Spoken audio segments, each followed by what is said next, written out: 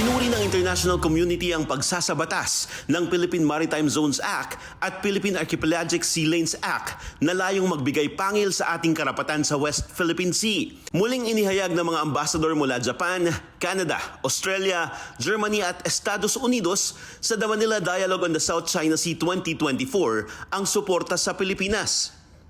We are far from alone.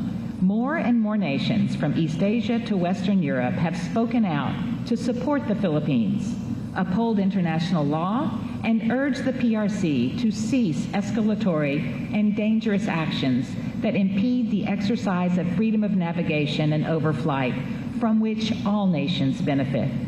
We are proud to be among the chorus of nations that have consistently lent their voices to supporting the Philippines and calling out unlawful and escalatory behavior. This is a significant achievement. It ensures that the Philippines law, international, is aligned with international law. And once again, I congratulate you. And Australian government is so pleased that we could actually assist in this endeavour through our partner Waypoint. So well done, the Philippines. Sa kabila nito, patuloy na iginigiit ng China na kasalanan ng Pilipinas kaya mas umiinit ang tensyon sa South China Sea. Pero kapansin-pansin na raw ang pagbabago dito. It is your decision, but Beijing has the right to show its dislike. So, but the good news is that I think the temperature of the South China Sea is going down compared with the last year. Sinagot ito ni retired US Air Force Colonel Ray Powell. Hindi raw dapat sisihin ng Pilipinas kundi ang mapanupil na mga hakbang ng China sa pag-angkin sa ating karagatan. Para naman kay Professor J. Batong Bakal, magandang pundasyon ang mga bagong batas para sa matagal pang laban ng Pilipinas sa pambubuli ng China.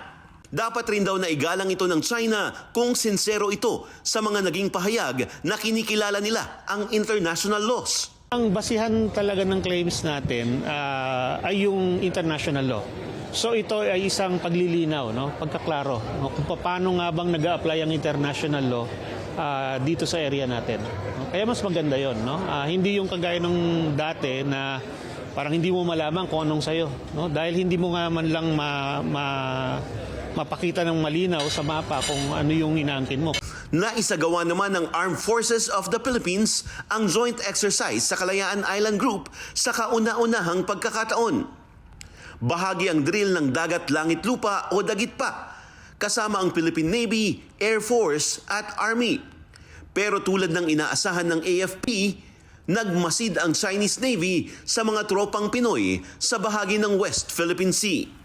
Isa din sa tinilakay sa Pacific Forum ngayong araw ay ang paglaganap ng fake news na ayon sa National Security Council ay agad nilang tinutugunan at hindi nila hahayaan ang paglaganap ng maling impormasyon lalo na pagdating sa West Philippine Sea.